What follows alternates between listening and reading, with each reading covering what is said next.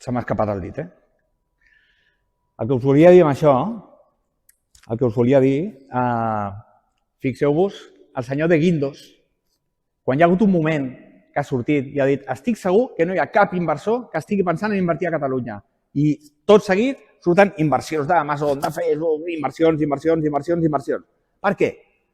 El senyor de Guindos el que estava fent en aquell moment era transmetre un missatge polític, un desig íntim, un desig en el més profund. És a dir, sisplau, inversors, no aneu a Catalunya a invertir. Aquest era el missatge del senyor de Guindos en aquell moment.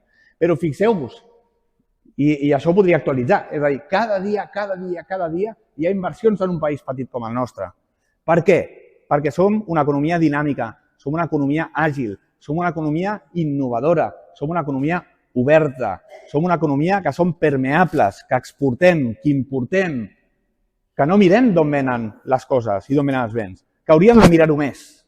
Hauríem de mirar-ho més i hauríem de mirar-nos més nosaltres mateixos. Però sobretot, el que hem de fer és creure en nosaltres, perquè cada dia sortim allà fora i guanyem, i ens ho guanyem tots. Deixeu-me que us doni algunes dades que, insisteixo, totes aquestes dades s'haurien d'actualitzar una miqueta, però vaja, la tendència és la mateixa. Comparativament, Catalunya i Espanya a nivell de PIB, quan vaig agafar aquest quadre de dades, Catalunya el tenia al 3,1, Espanya el tenia al 2,5, el PIB industrial, fixeu-vos, això sí que és important, el PIB industrial, som una economia fortament industrialitzada. Què vol dir això? Això vol dir que estem parlant d'un sector, d'un valor afegit molt important, i que dona llocs de treball, que són llocs de treball ben remunerats, que acostumen a ser estables, que no són volàtils. Això, en general, a la resta d'Espanya no hi ha aquest grau d'industrialització. A nivell de deute, el que us he comentat, Catalunya estava en el 34,8 quan jo vaig agafar aquestes dades i Espanya en el 110. A nivell d'atur, Catalunya estava en l'11 i Espanya el 15. Això també està una mica reduït actualment, tant en un com en l'altre. I a nivell d'exportacions, Catalunya està en el 32%, aproximadament. El 32% és un grau molt elevat. Ara és més, ara ha superat. Estem al voltant del 35-36, si no recordo malament. Què vull dir-vos amb això? Vull dir-vos que el potencial de ser una economia que funciona lliurement i que funciona sense ningú que li posi la bota al coll són enormes. Tenim unes possibilitats bestials. I ara, deixeu-me que us digui, si vosaltres agaféssiu un mapa, agafeu un mapa aquí d'Europa, i a nivell de renda per càpita, aquí teniu un petit mapa, el que està més fosc, fixeu-vos que com més fosc, doncs més nivell de renda per càpita. Si vosaltres agafeu un mesurador en el mapa, veureu que la distància que hi ha entre Barcelona, poso Barcelona per, no em digueu centralista, però més o menys Barcelona i voltants, o Catalunya, la distància que hi ha amb la frontera a França, quants quilòmetres teniu d'aquí a França? 100 i pico.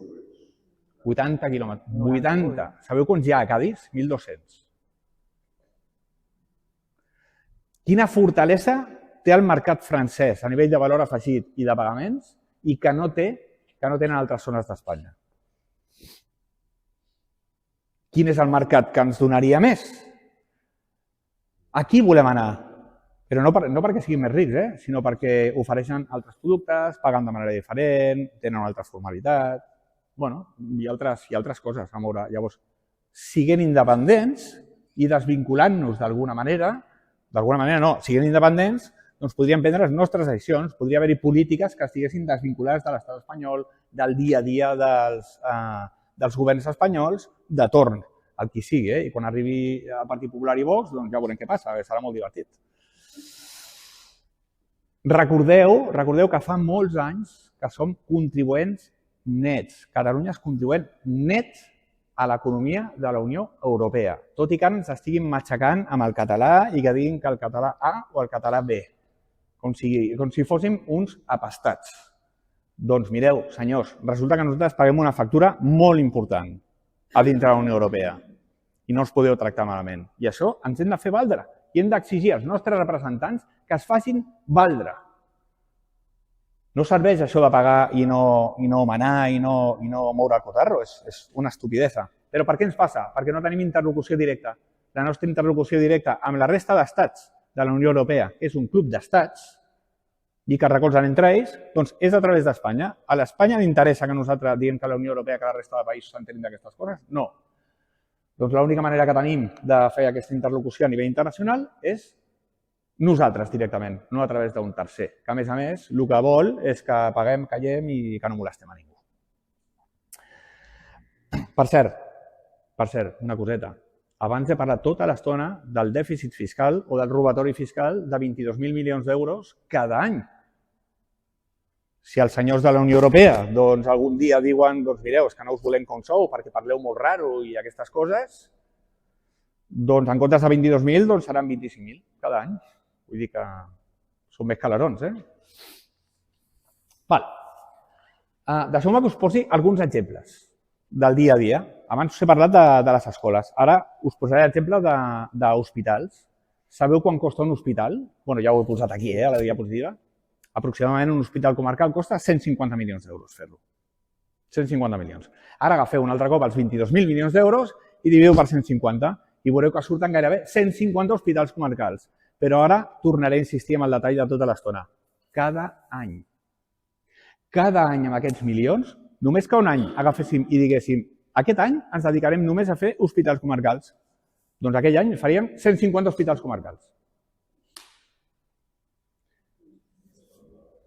3 per comarca. 3 per comarca, sí. Poca broma. És que si no, sabeu què passa? Que parlem de milions i sembla que els milions és un número que es va escrivint amb zeros i tal, però no acabem de copsar la magnitud de la tragèdia. A nivell d'escoles, ja us he dit abans, si li posem 6 milions d'euros a una escola, aproximadament, tirant llarg, una bona escola, el primer any, el dels hospitals comarcals, 3 hospitals comarcals per comarca. Hosti, fantàstic, no? Molt bé, ja ho tenim. L'any següent, el segon any, anem a fer només escoles per tota Catalunya. Hòstia, 3.600 escoles, tu, en un any. No necessitem tantes. Poc en necessitem tantes. Ja han passat 2 anys, Han passat 2 anys. El tercer any, amb altres 22.000 milions d'euros, agafarem i direm, hòstia, la terminal de l'aeroport, tu, quan costava? Us en recordeu? 1.700 milions d'euros, no? Sí? Són 13 terminals cada any. Estem discutint-nos per un cony d'una terminal? En sèrio? Exacte. Però m'heu entès, no? M'heu entès. És a dir, és perquè entengueu que pugueu copsar una mica quina és la magnitud de les xifres, perquè si no, no s'entenen. Si no, veiem números allà posats un darrere l'altre i no entenen res. Són molts números. Queda molt xulos i jo no els tinc, no? Bé, doncs cada any 13 terminals al Prat. O sigui, fotríem un aeroport allà que es menjaria a Barcelona, a la platja, la sorra, s'ho menjaria tot, És perquè m'entengueu, és una comparació gairebé de broma, I fins i tot, saps què podrien fer? Li podrien canviar el nom. En comptes de Josep Tarradellas, li podrien dir, doncs, no sé, l'aeroport Sant Feliu de Guíxols, tu. I ja estaríem tan contents tots, No passaria res.